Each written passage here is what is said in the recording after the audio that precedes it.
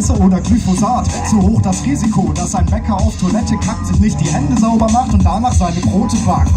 Und der ganze aufgebackene Müll, den man uns im Supermarkt als frisch gemacht verkaufen will, ist aus China importiert und Fertigteigwaren hergestellt. Eingeflogen, reingeklatscht, aufgebacken, hingestellt.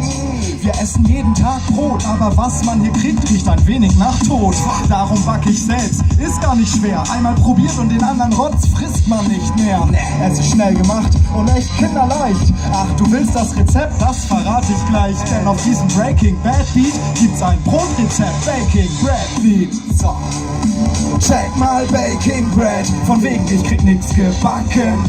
Weil mir dieses Restmüllbrot nicht schmeckt, muss ich es halt selber machen. Ja, ja. Und ich teile mein Rezept, von wegen ihr kriegt nix gebacken. Weil uns dieses Restmüllbrot nicht schmeckt, machen wir es halt selbst. Zutatenliste: 600 Gramm Vollkornmehle, die man beliebig variieren kann. 100 Gramm Saaten, je nach Geschmack. Apfelessig, Salz, Hefe, Honig, Wasser, passt. Mehl, Saaten, Apfelessig, Salz mischen. Wasser, Hefe, Honig auch, dann wartest du ein bisschen. Nach 10 Minuten rührst du alles zusammen und klatscht es in eine gefettete Brotform. Dann mit einer Gabel einstechen, eine Viertelstunde warten, den Ofen schon mal auf 220 Grad starten. Rein damit, auf die mittlere Schiene packen und 20 Minuten lang auf 200 Grad backen.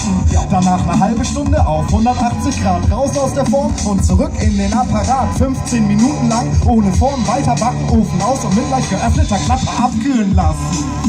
Check mal Baking Bread, von wegen ich krieg nix gebacken. Weil mir dieses Restmüllbrot nicht schmeckt, muss ich es halt selber machen. Ja, ja. Und ich teile mein Rezept, von wegen ihr kriegt nix gebacken. Weil uns dieses Restmüllbrot nicht schmeckt, machen wir es halt selbst. Machen wir es halt selbst. Schmeckt sogar, also probiert's aus. Wenn es online ist, schaut's euch an. Ich fände mein Brot sehr lecker. Danke.